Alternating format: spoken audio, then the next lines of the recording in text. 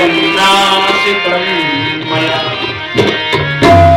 गोकर्ण जी महाराज कहते हैं कौन हो? धुंधकारी कहता है अहम भ्राता देवस्मि धुंधकारी नामतः, मैं आपका भाई धुंधकारी हूं, आप मुझे नहीं पहचाने? अरे मैं आपका भाई हूं, मेरा नाम धुंधकारी है, नाम धुंधकारी नाम।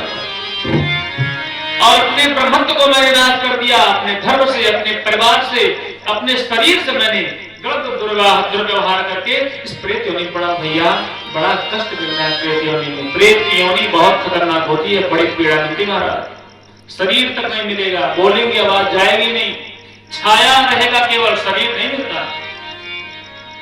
कहते हैं क्या करें? प्रातः काल की बेला हुई, सूर्य नारायण भगवान को आमंत्रित करके बुलाते हैं श्री गोकर्ण जी महाराज के अपने भाई की निवृत्ति के लिए। क्या करें? उन्होंने कहा श्रीमद् भागवता मुक्ति सप्ताह वाचनम कुरु, इसके मुक्ति के लिए सप्ताह दिवस का भागवत कथा आप जो आयोजन करिए।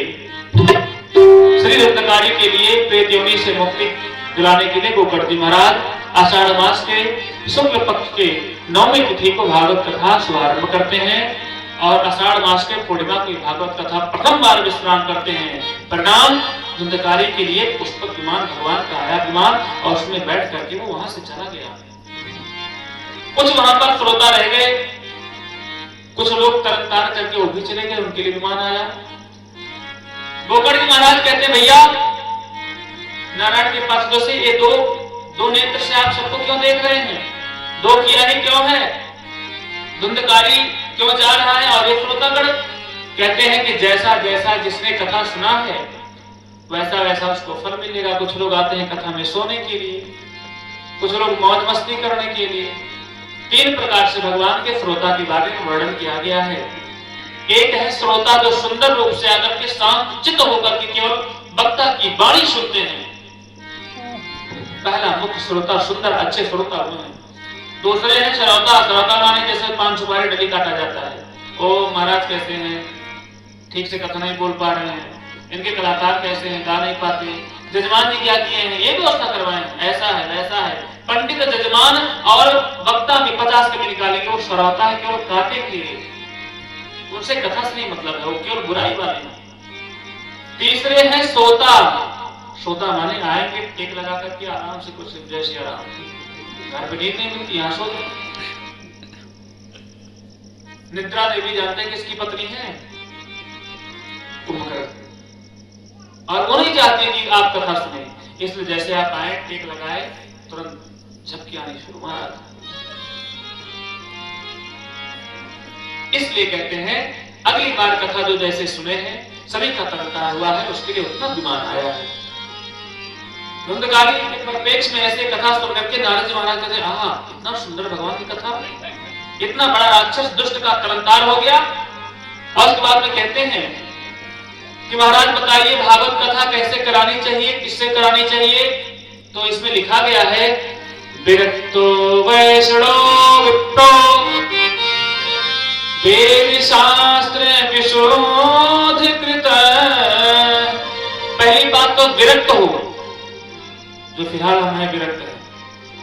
दूसरी बात वैष्णव हो, वैष्णव माने कि जो ब्राह्मण से एक कैटेगरी और ऊपर हो जाता है। ब्राह्मण तो समान व्यक्ति है, जिसने दीक्षा शिक्षा नहीं लिया है, जिसने वेद पाठन कर लिया, श्रद्धा में अयोध्या जी वृंदावन या काशी विश्वनाथ में जाकर के वेद वेदांत पढ़ लिया, गुरु से दीक्षा लिया, कान में मंत्र सुना, वो वैष्णव हो गए महाराज।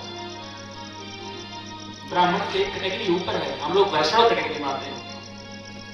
और विप्र तीसरे स्थान पर, विप्र माने ब्राह्मण हो। अगर दीक्षा शिक्षा नहीं भी लिया है और जजमानी चलानी है तो भी कर सकता है। वेद शास्त्र विशुद्ध कृत है, वेद शास्त्र के तरीके से एकदम दृष्टांत कुशलो धीरो कार्योत्तरी स्प्रिय है, वक्ता कार्योत्तरी स्प्रिय है। जो दृष्टांत देने में कुशल हो, सास बहू की लड़ाई की झगड़ा ना बताए, हंसी मजाक की बात ना करे, शास्त्र सम्मत सिद्धांत रूप से बात निरूपण करके श्रोताओं को सुनाए, जो बात को करने में स्पष्ट रूप से सुंदर और अच्छे व्यक्तित्व को प्रदर्शित करके श्रोताओं के हृदय में विराजमान करा दे, वो वक्ता श्रेष्ठ है। आज के कथा वक्ता क्या है, झगड़ी बगड़ी क्या क्या लाते हैं दुनिया भर की कथा बात व्याख्यान में। ऐसा करने से अपराध मिलता है वक्ता को भी। क्या हमारे शास्त्रों में उदाहरण की कमी है? इतना बड़ा बृहद रूप से सनातन धर्म है, कोई कमी नहीं है इसमें। बाहरी रूप से कोई कार्य की बात, उदाहरण की बात नहीं मानी चाहिए। शास्त्र सम्मत दृष्टांत कुशलो धीरो, दृष्टांत देने में कुशल हो, शास्त्र सम्मत देने में हो। दूसरी बात, आज के कलिकाल में महिलाएं कथा कर रही हैं, महिलाओं के प्रत्यक्ष में कथा करना निषेध है, बिल्कुल। भागवत कथा तो बिल्कुल निषेध है। इसमें लिखा है विरक्तो, पुरुष लिंग में है। पुल्लिंग माने कि पुरुषों के विरक्तो कहा गया है। अगर महिलाओं के लिए कहा गया होता तो विरक्तों के स्थान पर विरक्ति हो जाता, स्त्रीलिंग में, लेकिन नहीं लिखा है। लिखा है वैष्णवो, वैष्णव लिखा है। क्या लड़कियों का नाम वैष्णवी नहीं रहता है? वैष्णवी रहता है। अगर महिला स्त्रीलिंग को परिलक्षित करके यहाँ पर महिलाओं को भागवत कथा करने का उनको आश्रय दिया जाता तो वैष्णव के स्थान पर वैष्णवी कहा जाता, विप्रो के स्थान पर विप्री कहा जाता। विप्रो माने ब्राह्मण, विप्री माने ब्राह्मणी। लेकिन यहाँ पर तीनों पुलिंग में, पुरुष लिंग में कहा गया है। इसका मतलब कि केवल पुरुष ही भागवत कथा कर सकते हैं। लेकिन कलयुग की नीति महिलाओं के मुख से कथा सुनने के परिप्रेक्ष्य में निषेध क्यों किया गया है? ऐसे अपने रजस्वला धर्म, आश्रित धर्म के जो है अशुद्धि के कारण निषेध किया गया है। एक व्यक्ति कोई मुख में ऐसे कर लिया, ओठ पे अपना हाथ रख दिया, भागवत कथा की ग्रंथ को टच करना है तो फिर से आचमन करना पड़ेगा। और ऐसे अशुद्धि अवस्था में जो एक हफ्ता तक हमारी बहन बेटी माताएं अशुद्धि रजस्वला धर्म में पालन करने के लिए रसोईया में नहीं जाती, किचन में अपने पति को भोजन प्रसाद तक नहीं पवाती, किचन में जाकर के भोजन प्रसाद को, गैस को टच नहीं करती, वो भागवत कथा पर बैठ करके पोथी करती हैं, तो हमारा जजमान का और वक्ता का नरक होगा कि नहीं होगा? कोई बचा नहीं सकता नरकगामी से, नरक उनका होगा डायरेक्ट। और उसके बाद में कहते हैं कि किस विधि से सुना जाए।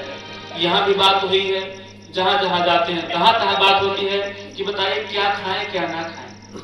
तो इसमें लिखा है कि पहले नंबर तो अगर आपका मन करे, बड़े आप ज्ञानी विद्वान बन रहे हैं, तो लिखा है पहली बात तो जब तक भागवत कथा चले तब तक आप केवल श्वास हवा पी करके रहिए। पहली बात तो हवा पी करके 7 दिन 9 दिन रहिए। अगर हवा पी करके नहीं रह सकते तो बोले उससे एक कदम और नीचे आ जाइए, केवल जल पी करके रहिए। जल भी पी करके नहीं रह सकते, ये उचित मैं बता रहा हूं जो लिखा है। बाकी लोग कहते हैं फलाहार करके रहिए। फलाहार आपके पास है तब कर रहे हैं, वही क्षमता है करने के लिए। अपने आप को से बड़ा भक्त मूर्ति के डब्बा बन के खोले रहते हैं। पहले लिखा है हवा पीजिए, दूसरा जल पीजिए। जल नहीं पी सकते, दूध पान करके रहिए केवल 9 दिन तक। दूध भी नहीं पी सकते तो बोले एक टाइम केवल फलाहार करके रहिए। दोनों टाइम भर पेट फलाहार नहीं, एक टाइम फलाहार करके रहिए। अगर एक टाइम फलाहार नहीं हो सकते तो दोनों टाइम फलाहार रहिए। ये कौन सा नियम कि एक टाइम फलाहार एक टाइम भोजन? गलत से, लेकिन दुनिया कर रही तो मैं भी कर रहा हूं। एक टाइम फलाहार एक टाइम भोजन का कोई मतलब नहीं है। ये तो शुद्ध रूप से है कि दोनों टाइम फलाहार। अगर दोनों टाइम फलाहार नहीं हो सकता तो एक टाइम कम से कम जो प्रातः काल की बेला में इसलिए फलाहार लिया जाता है क्योंकि प्रातः काल की बेला में ही पंडित जी अपना श्लोक बोल करके संकल्प लिवाते हैं कि भागवत कथा का पर डे।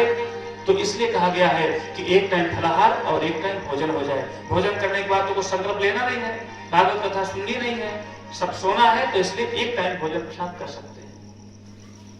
और अगर